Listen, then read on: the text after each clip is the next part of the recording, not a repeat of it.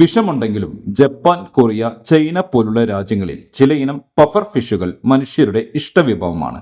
വലിയ വിലയുള്ള ഈ വിഭവം പാകം ചെയ്യുന്നത് പ്രത്യേക പരിശീലനവും ലൈസൻസും നേടിയ വിദഗ്ധരായ പാചകക്കാരാണ്.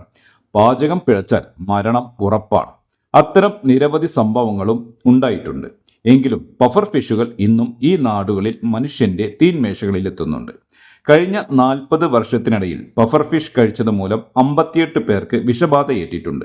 പഫർ മത്സ്യത്തെക്കുറിച്ചോ അതിന്റെ വിഷത്തെക്കുറിച്ചോ അറിയാതെയാണ് പലരും ഇത് വാങ്ങിക്കഴിക്കുന്നത്. സയനൈഡിനേക്കാൾ 1200 മടങ്ങ് വിഷമുണ്ട് ഇവക്ക്.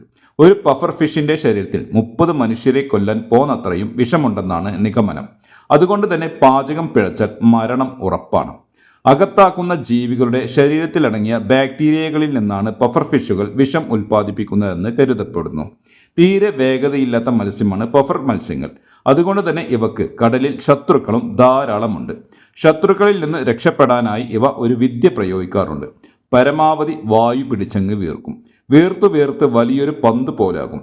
വായിലൊതുങ്ങുന്ന കുഞ്ഞുമീൻ പെട്ടെന്ന് പല മടങ്ങ് വലിപ്പമുള്ള പന്ത് പോലെയായാൽ ഏതു ശത്രുവും ഒന്ന് ഞെട്ടും. അവ വന്ന വഴിക്ക് തിരിച്ചു പോവുകയും ചെയ്യും. ഇങ്ങനെ പരമാവധി ശ്വാസം പിടിച്ച് ശരീരം വീർപ്പിക്കുന്നതിന് ഇംഗ്ലീഷിൽ പഫ് എന്നാണ് പറയുക. അതുകൊണ്ടാണ് സ്വയം വീർക്കുന്ന ഈ മത്സ്യത്തിന് പഫർ ഫിഷ് എന്ന പേര് വന്നത്.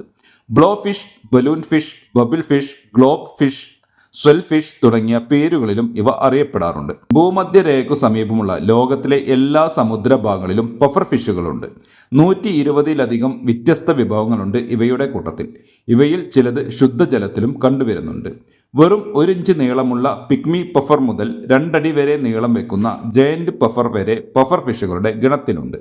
ഇലാസ്റ്റിക് പോലെ വലിയുന്ന വയറും പരമാവധി വെള്ളവും ആവശ്യമെങ്കിൽ വായുവും വലിച്ചെടുക്കാനുള്ള കഴിവാണ് പഫർ ഫിഷിനെ വീർക്കാൻ സഹായിക്കുന്നത്.